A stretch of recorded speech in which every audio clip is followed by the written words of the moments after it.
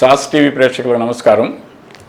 నేను doctor PS Reddy, neuro surgeon, Nellore. ఇవాళ general topic BP అంటే అందరికీ తెలుసు కదా, దాన్నే మెడికల్ టర్మ్లో హైపర్ టెన్షన్ అంటాము.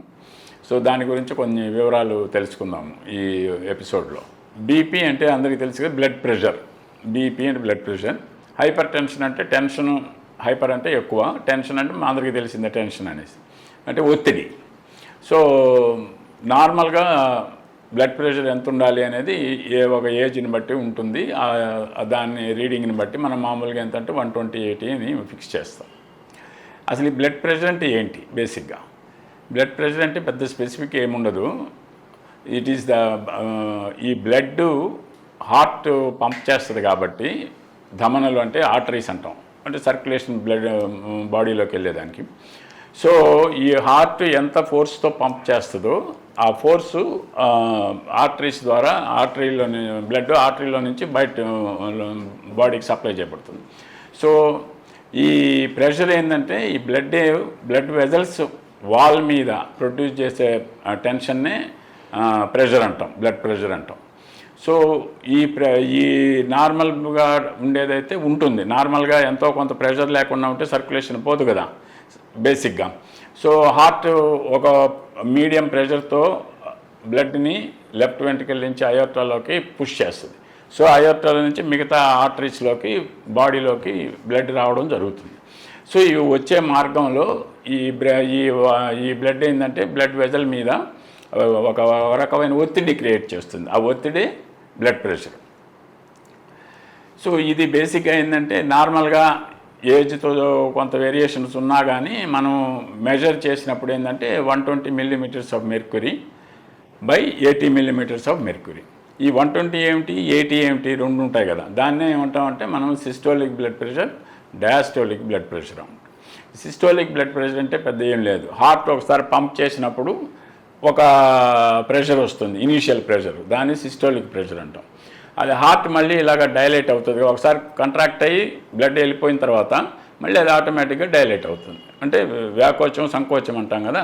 ముందు సంకోచించినప్పుడు బ్లడ్ ఆర్టరీస్లోకి వెళ్ళిపోద్ది, వ్యాకోచించినప్పుడు అలాగే ఉంటుంది. ఆ వ్యాకోచించినప్పుడు కూడా ఒక రకమైన ప్రెషరు ఆర్టరీస్లో ఉంటుందన్నమాట.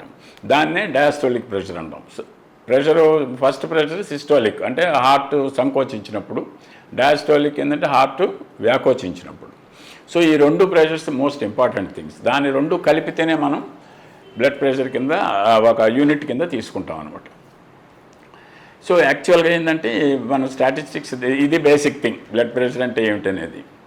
సో ఈ స్టాటిస్టిక్స్ తీసుకుంటే ఓవరాల్గా మన వరల్డ్ పాపులేషన్ ఒక 8 బిలియన్స్ అంటే ఒక 800 crores అనుకుందాం.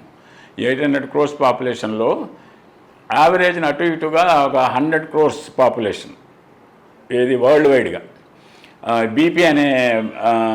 బీపీతో కొంచెం సఫర్ అవుతున్నారని ఒక స్టాటిస్టిక్స్. ఈ ఏజ్ గ్రూపు 30 నుంచి 80 లోపల, అంటే 30 నుంచి 80 లోపల, 30 years నుంచి 80 years లోపల మనుషులందరూ ఒక 100 crores వరల్డ్ వైడ్గా బీపీతో సఫర్ అవుతున్నారనేది ఒక అంచనా. సో ఇది ఎంత ఇబ్బంది కలిగించే పరిస్థితి అనేది మనం ఊహించవచ్చు. సో ఇది మ్యాగ్నిట్యూడ్ ఆఫ్ ద ప్రాబ్లం అన్నమాట.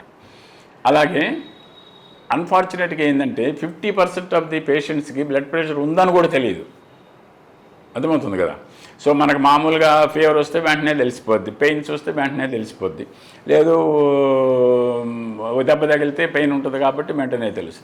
కానీ బ్లడ్ ప్రెషర్ ఏంటంటే సైలెంట్గా ఉంటుంది. మెజారిటీ ఒక 40% పేషెంట్స్లో ఒక స్థాయి పెరిగి అది వేరే ఆర్గాన్స్ని